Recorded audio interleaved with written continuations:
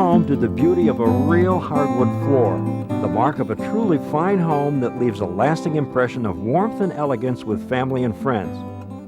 With the help of this video, McDonald Hardwoods, your hardwood floor store, will show you just how easy it is for you to install a handsome hardwood floor that will enhance the value of your home. Using the techniques in this video, you can do the project yourself and take pride for years to come in a job well done. This easy-to-follow video is filled with helpful suggestions and answers to the most common questions. We'll cover wood selection, preparation, and installation using the tools necessary to properly complete your project, and care and maintenance of your newly installed hardwood floor.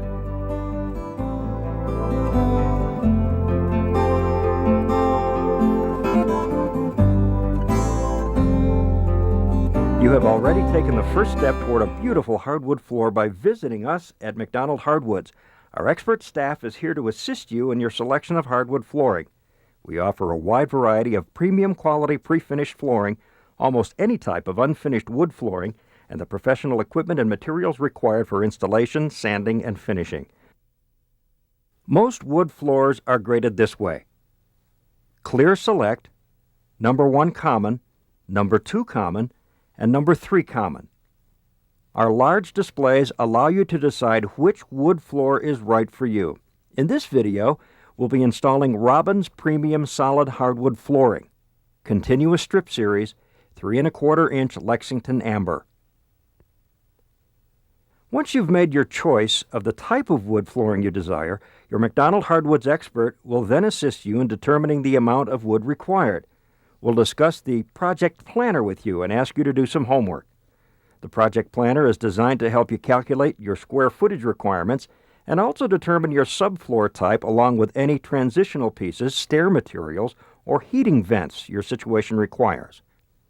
At home, use your project planner to draw a scale version of the rooms to be finished with hardwood. Be sure to answer all questions in the planner and note the size of any doorway openings, transitions to carpet, vinyl, ceramic tile, or other considerations. You will need special materials for each of these transitions, which your McDonald Hardwoods expert will discuss with you.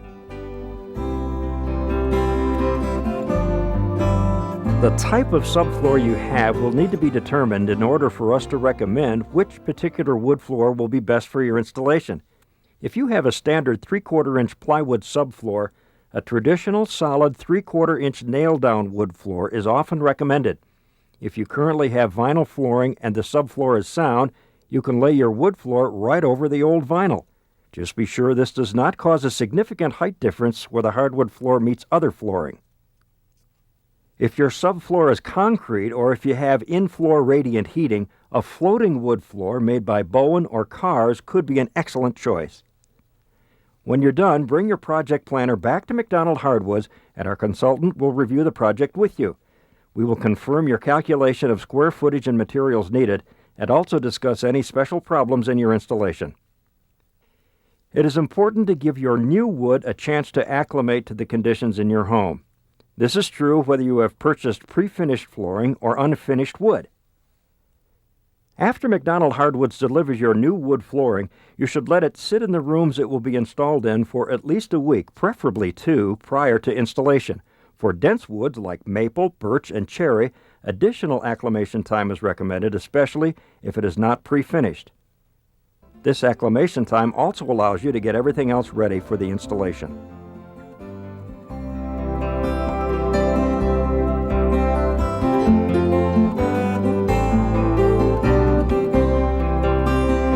A week or two before installation, look carefully at the condition of the existing subfloor. If you have removed old carpeting, be sure to pull up all tack strips, staples, and any other obstructions. Completely nail down any nails that might be raised above the surface. Screw any loose plywood or floorboards into the joist below to prevent squeaks. Countersink screw heads below surface level. Replace any boards that are soft, rotted, or warped. Making sure your subfloor is level is a very important step. If there are any spots that remain slightly lower than the rest of the floor, just circle these areas so you can avoid putting the end joints of new boards there. Major irregularities can be repaired by shimming under the subfloor or by surface filling. If you are installing your wood floor directly over linoleum or vinyl, be sure that all seams are secure and level. It is not usually necessary to remove these coverings. However, you may have to deal with a height difference by using 15-pound roofing felt. If you have any further questions on this situation, consult your McDonald Hardwoods expert.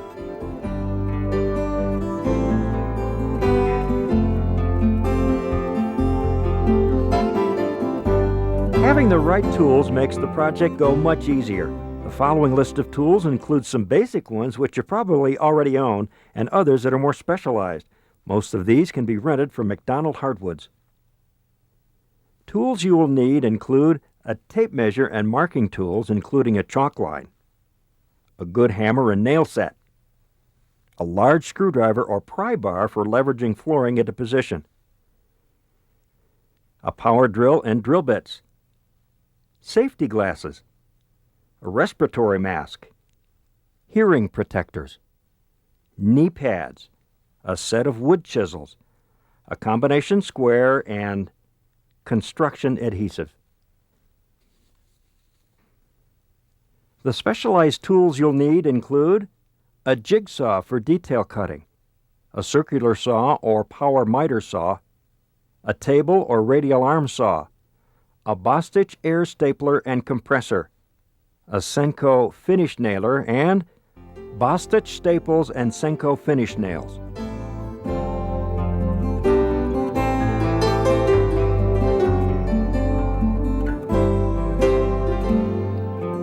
Just before you install your new wood floor, remove all the baseboards and base shoes.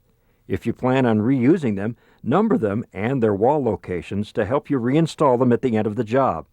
With a flat blade chisel or pry bar, carefully remove the old trim.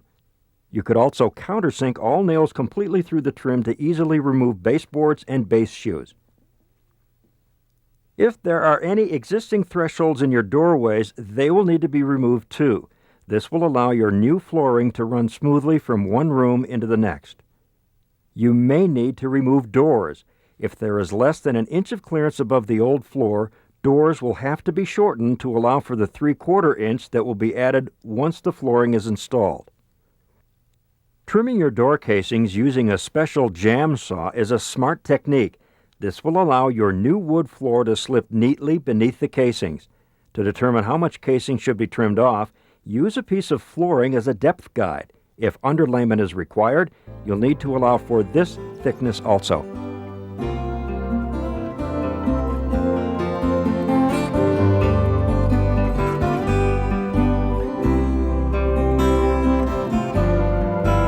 If your subfloor is over an unfinished basement or crawl space, you will need to install a vapor retardant. However, we recommend that this vapor retardant be used in all installations.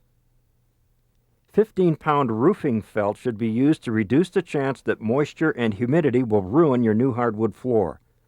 On installation day, be sure your subfloor is smooth and clean. Sweep or vacuum it thoroughly before you roll out the roofing felt. Do not use any water in this cleanup. You do not want to add any extra humidity to the wood.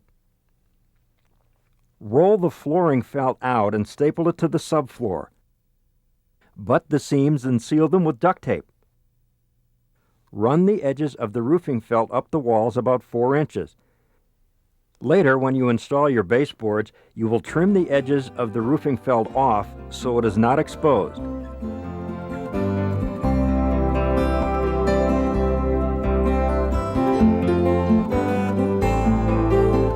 This is the time you have prepared and planned for. Be sure to have all your tools and materials readily available. The actual installation will happen in 2 stages. First, design and layout, then racking, cutting, fitting, and nailing. In most cases, after completing your design and layout in the project planner, you have discussed details with a McDonald Hardwoods expert. You also may have attended our weekly installation classes, where you are taken step by step through the entire process. Floor joist direction, focal points, room shape and size, and direction of flooring are all important considerations in hardwood floor design. Flooring direction has an impact on the structural strength of the floor and also its visual impact. It is always recommended you lay your flooring perpendicular to floor joists for extra strength. However, in narrow hallways or other areas, this might not be desirable. Always consider the structural integrity of your design. You may have to compromise your way to a second or third design choice. Make the most of what will work rather than force an ideal design into the wrong situation. Consult with your McDonald Hardwoods expert. They will guide you in the right direction.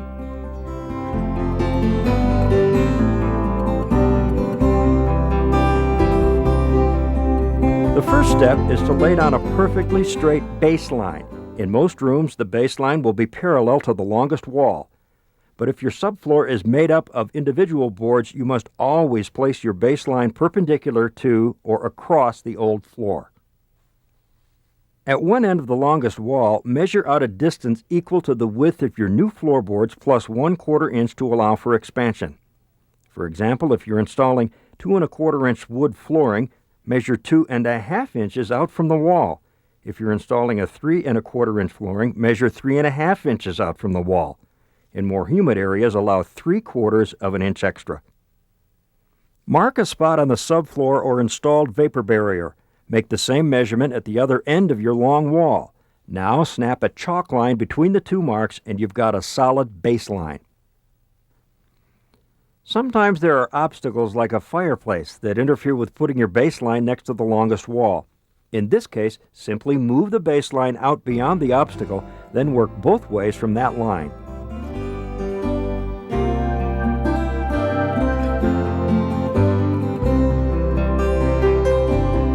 Step 1. Select the several pieces of long, straight flooring and lay them along the baseline, their tongues facing out. Step 2. Lay the first board along the baseline with the tongue facing out. Make sure the end is a 1/4 inch away from the wall for expansion. Then line up the tongue edge exactly over your chalk baseline. Using the Senko finish nailer, nail this board carefully in place. Nail along the back edge of the board about 1 inch from the back edge and about 6 inches apart. The Senko will automatically countersink the nails. You'll fill the holes later. Step 3. Continue with more straight boards, keeping the tongue edges exactly over the baseline. The accuracy of this first row will determine the neatness and look of your whole floor. Place boards carefully along the baseline until your starting row is complete. To mark the length of the last piece in a row, flip the board around backward and mark your cutoff point where this board meets the last nailed board. Again, allow a 1/4 inch space between the new floorboard and your wall, the normal expansion gap. Step 4. Until you are 2 or 3 rows away from the opposite wall, continue to add new boards with the Senko finish nailer or by hand. Tap each new board firmly into place using a piece of scrap flooring, a beater block, and your mallet. You will blind nail these rows by nailing at an angle through the tongue, not through the top of the board as you did in the first row. If you are hand nailing each board, pre-drill a nail hole at a 45-degree angle through the tongue about every 6 to 8 inches. Completely nail and countersink an 8D finishing nail into each hole. The Senko nailer doesn't need this pre-drilling step. Step 5. After your first few rows, you will be able to use the Bostitch air stapler. After the board is tapped into position, place the stapler on the top of the board at the tongue. The stapler is specially designed to shoot a staple at a 45-degree angle through the tongue and into the subfloor. Step 6. When you approach the opposite wall, you will need to nail down the last rows as you did the first few.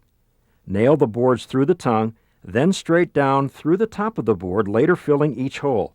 When finishing your last row, or in tight spots such as under a kitchen counter, use a pry bar or last board puller to tighten up the rows.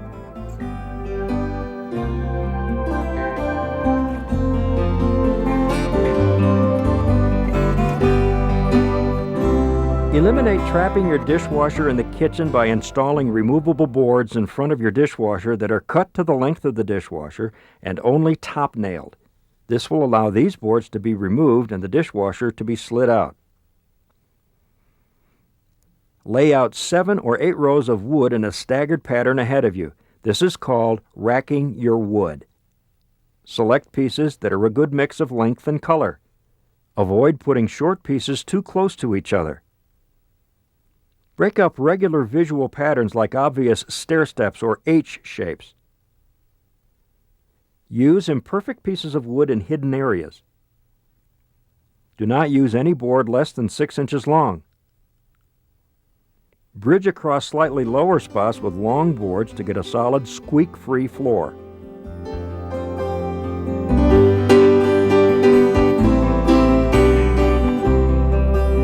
To reverse direction to fill back into a corner or into another room, simply insert and glue a slip tongue in the back groove. Then turn around and continue laying strips in the normal manner. Wood flooring on a stairway is especially attractive, but it does require some special installation techniques and tools. McDonald Hardwoods has everything you'll need and expert knowledge on how to make it all come together smoothly. Wood flooring can easily be installed on stairs that are enclosed within stringers. After removing the carpet, you will have to square off the existing steps by cutting off the bullnose on each step. Install the riser by gluing and nailing, then install the stair bullnosing without felt by gluing and top nailing.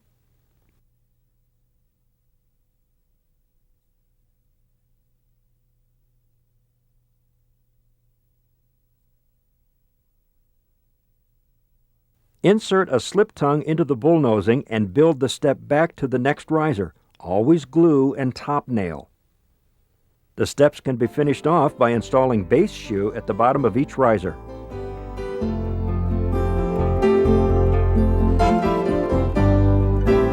Once all flooring is in place, install or reinstall base molding and base shoe material. Now, if you installed a solid pre-finished wood floor, congratulations, you're all done. Move your furniture back into your rooms and start enjoying your beautiful new wood floor. With proper care and maintenance, your new wood floor will last a lifetime. Here are some important tips to remember. Do not use wax or any wax silicone-based products on a polyurethane finished floor. Do not use soap, detergent, or ammonia-based products on your wood floor. Do not wet mop your wood floor with water and vinegar. This can dull the finish, and excessive water can damage your wood floor. Do vacuum or sweep your wood floor regularly.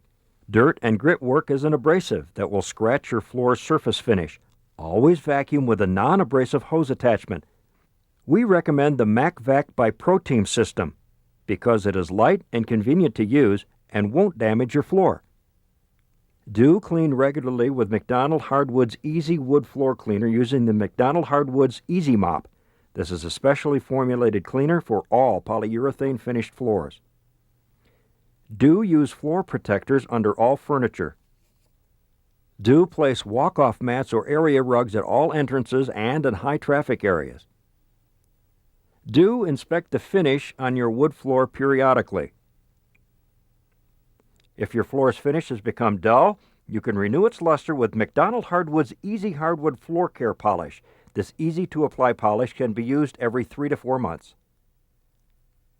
Do not allow the finish to wear down to bare wood prior to pad and recoat. About every 3 to 5 years, lightly abrade the top coat of the finish and apply a new coat of polyurethane finish. Your McDonald Hardwood specialist can guide you in your pad and recoat needs. Now sit back and enjoy your new wood floor and take pride in the fact that you did it yourself with help and guidance from McDonald Hardwoods. At McDonald Hardwoods, we take the hard out of hardwood flooring.